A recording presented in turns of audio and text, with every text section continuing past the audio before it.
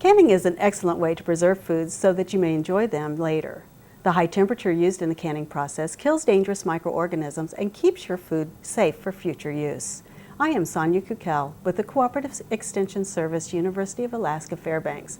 I am going to guide you through the process of using a water bath canner for food preservation. The water bath canner is used to process foods in boiling water.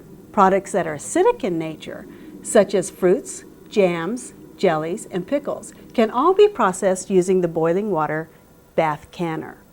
Low acid foods, such as meats, game meats, fish, and vegetables, must be preserved in a pressure canner to be safe.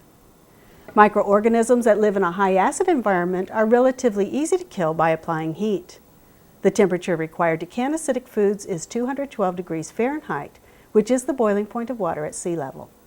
Microorganisms that live in a low acid environment will only be killed with a higher temperature.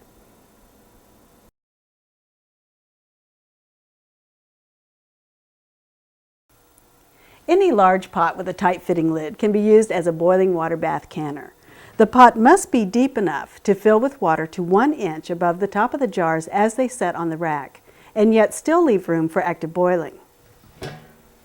Commercial canners are generally made from aluminum or porcelain-covered steel. Commercial canners have a rack in the bottom to prevent the canning jars from direct contact with the heat source. When converting a pan into a water bath canner, you'll need to create a rack. You can do this with a cooling rack, a row of jar rings, the rack from your canner, or even a folded kitchen towel works well. Any of these will create a thermal break to elevate the jars off the bottom of the pan to prevent breakage. Now, prior to canning, check the size of your canner in comparison to the burner size of your stove. The canner should be no more than 4 inches wider in diameter than the element on which it is heated. In other words, 2 inches may hang over the burner on each side.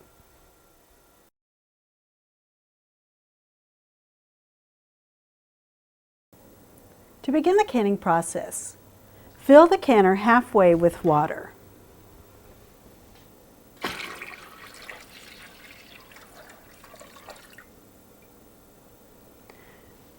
Remember to consider the type of canning process you're going to use. For raw packed foods, the water should be warm to the touch. For hot packed foods, the water should be almost boiling. Placing a cold product in very hot water or placing a hot product in cold water may cause heat stress and break the jars. Once the water reaches the correct temperature, load the filled jars fitted with lids into the canner rack using a jar lifter.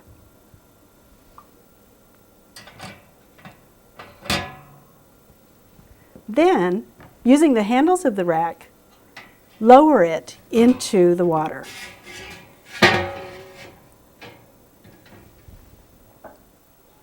When using an alternative method for keeping jars off the bottom of the canner, such as the folded kitchen towel, fill the canner 1 jar at a time using your jar lifter. Remember that when you're filling your canner, you want to keep your jars upright. Don't tip them.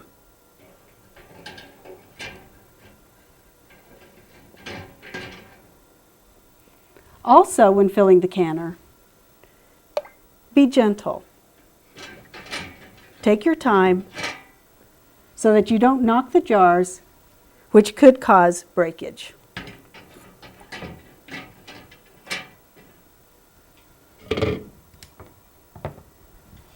After the jars are placed in the canner, you'll want to check your water level. It should be at least 1 inch above the jar tops. Now, if it's not, you'll want to have boiling water on hand to bring that level up so it covers the top of the jars. Remember too that you want 2 to 4 inches of space at the top of the pan for active boiling. Now turn your heat to the highest setting and leave it until the water boils vigorously.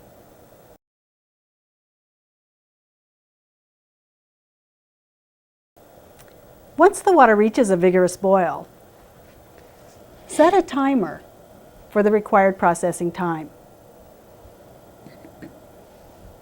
Cover the canner with a lid and lower the heat setting because you'll want to maintain a gentle boil throughout the process. Remember to always follow current research-based recommendations for exact processing times for various products. And during the canning process, keep an eye on the water level. If it drops below the top of the jars, you'll want to add more boiling water.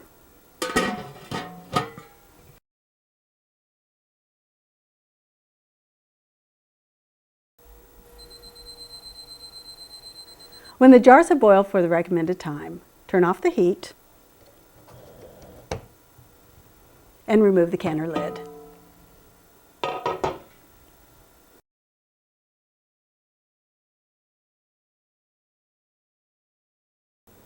Using a jar lifter, remove the jars from the canner. Place the jars on a folded kitchen towel or a cooling rack. Remember to leave at least 1 inch of space between the jars.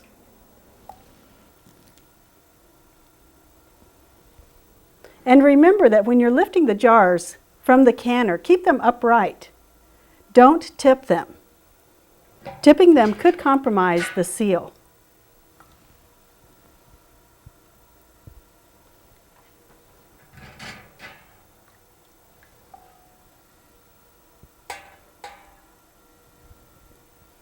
After all the jars have been removed from the canner, allow them to cool for 12 hours before moving them again.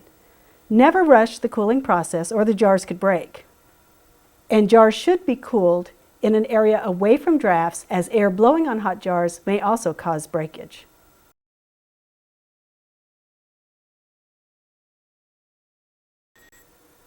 When your jars have cooled for 12 hours, you'll want to check the seals.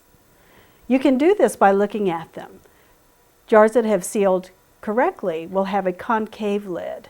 Another way to check is to press the center of the lid. If there's no give, the jar has sealed well. Another way is to use a spoon. Tap the lid with a spoon. You can hear that that one did not seal correctly. Rings may now be removed from the jars. If the jar is properly sealed, the lid will not release when you remove the ring. Now for those jars that did not seal properly, such as this one, you have some options. You can reprocess the unsealed jar using a new jar lid. Make sure that you reprocess it within 24 hours.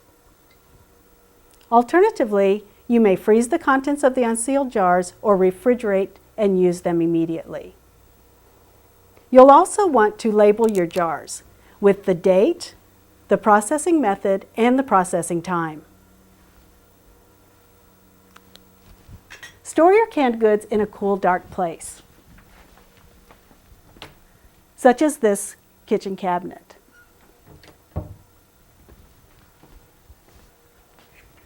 For best quality, use your home canned foods within 1 year. Following these procedures will ensure a safe canned product.